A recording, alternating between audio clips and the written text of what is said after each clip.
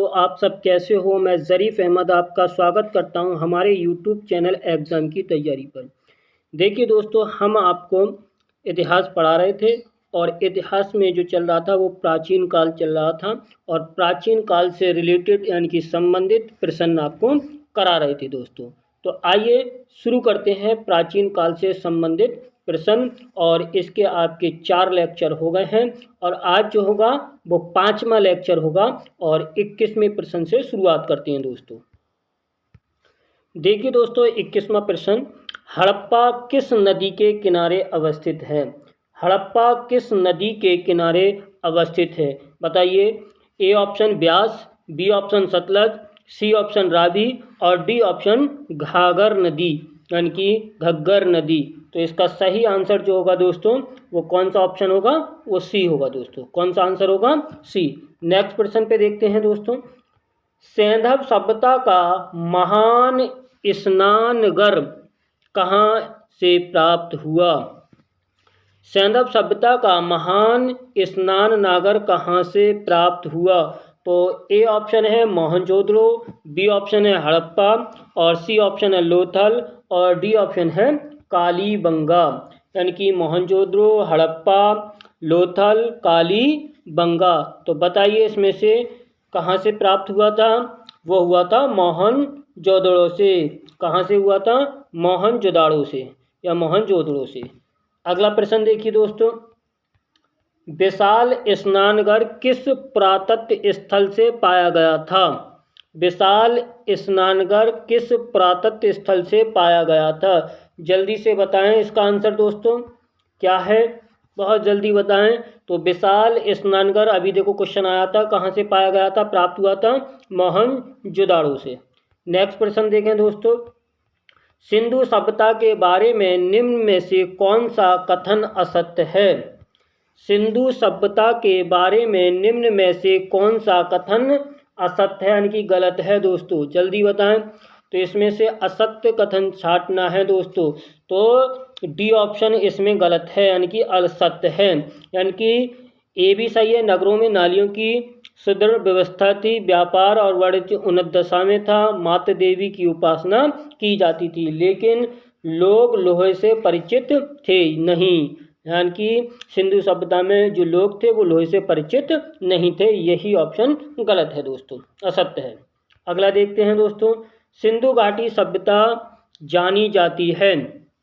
सिंधु घाटी सभ्यता जानी जाती है तो अपने नगर नियोजन के लिए, मोहनजोदड़ो और हड़प्पा के लिए, अपनी कृषि संबंधी कार्यों के लिए, अपने उद्योगों के लिए। अब इसमें से आपको ऑप्शन बताने हैं दोस्तों, यानी कि 1 और 2 या 1, 2, 3 या 2, 3, 4 या उपयुक्त सभी। तो इनमें से जो ऑप्शन होगा वो सारे के सारे सभी सही ऑप्शन यानी कि उपयुक्त सभी। आगे देखते हैं दोस्तों अगला क्वेश्चन। निम्नलिखित में से किसका सुमेल नहीं है? निम्नांकित में से किसका सुमेल नहीं है? बताएं जल्दी से। इसका आंसर बताएं दोस्तों जल्दी से। तो देखिए इसका सही आंसर जो होगा वो होगा सी। यानी कि जो सी ऑप्शन है इसका सुमेल सही नहीं है दोस्तों। ये ध्यान रखना है, इसका जो सुमेल है वो सही नहीं है। कालीबंगा राजस्थान के हनुमानगढ़ जिले में स्थित है और इसकी खोज वर्ष 1951 ईस्वी में यानी कि अमलानंद घोष ने की थी। ये ध्यान रखना है आपको। तो ये सही नहीं है, बाकी सब सुमेल हैं। अगला देखते हैं दोस्तों। नेक्स्ट प्रश्न। निम्न में सिंधु सभ्यता से संबंधित कौन से केंद्र उत्तर प्रदेश में संबंधित हैं? नीचे दिए गए सही कूट का उत्तर चयन कीजिए। तो बताइए कालीबंगा, लोथल, आलमगीरपुर या हुलास, और इनमें से कौन सा कूट सही है? जल्दी से बताएं दोस्तों। क्वेश्चन ये था कि निम्न में से सिंधु सभ्यता से संबंधित कौन से केंद्र उत्तर प्रदेश में स्थित हैं, यानी कि जो उत्तर प्रदेश में स्थित हैं। नीचे दिए गए कूटों में से सही उत्तर का चयन कीजिए। यानी कि कौन सा है, यानी कि जो उत्तर प्रदेश में केंद्र स्थित है, तो इसमें हो जाएगा डी। कहाँ पर? ऑप्शन है डी। तो डी ऑप्शन हो जाएगा तीसरा और चौथा, यानी कि आलमगीरपुर और हुलास, ये यानी कि सिंधु सभ्यता के जो संबंधित केंद्र हैं वो उत्तर प्रदेश के यानी कि आलमगीरपुर और हुलास यानी कि यहाँ पर स्थित हैं। अगला प्रश्न देखेंगे दोस्तों, हड़प्पा संस्कृति के स्थल एवं उनकी स्थिति संबंधी निम्नलिखित युग्मों में से कौन एक सही सम्मिलित नहीं है, यानी कि सही सम्मिलित नहीं है। ठीक है, तो देखिए आलमगीरपुर ये उत्तर प्रदेश में पड़ता है। ठीक है, आलमगीर तो उत्तर प्रदेश में पड़ता है, ये आपको पता होना चाहिए। तो इसमें से जो राखी खीरी है ये राजस्थान में नहीं पड़ता है, ये वाला ऑप्शन हमारा गलत है, यानी कि ये सम्मिलित नहीं है। राखी गढ़ी जो है हरियाणा के हिसार जिले में यानी कि घग्गर नदी पर स्थित है। कहाँ पर है? हरियाणा जिले में। ठीक है, ये ध्यान रखना है आपको। अगला क्वेश्चन देखेंगे दोस्तों, सूची फर्स्ट और सूची सेकंड से सम्मिलित कीजिए तथा सूचियों के नीचे दिए गए कूट से सही उत्तर का चयन कीजिए। एक तरफ सूची फर्स्ट में हड़प्पा स्थल है और दूसरी तरफ उनकी स्थिति बताई गई है। मांडा कहाँ है? राजस्थान में, या दायमाबाद हरियाणा में, या कालीबंगा जम्मू कश्मीर में, या राखीगढ़ी महाराष्ट्र में। इनको मिलान करना है, यानी कि इनका जो मिलान करना है तो वो आपको मैं बता दूं। मांडा जो है आप देखेंगे जम्मू कश्मीर में है, यानी कि जो मांडा है वो जम्मू कश्मीर में है। मांडा जो है जम्मू कश्मीर में, यानी कि क्या हो गया, यानी कि 3 हो गया, ए का जो हो गया वो 3 हो गया। ठीक है, और दायमाबाद जो है वो महाराष्ट्र में है, यानी कि दायमाबाद जो हो गया वो महाराष्ट्र में है, यानी कि बी का जो हो गया वो 4 हो गया, बी का 4।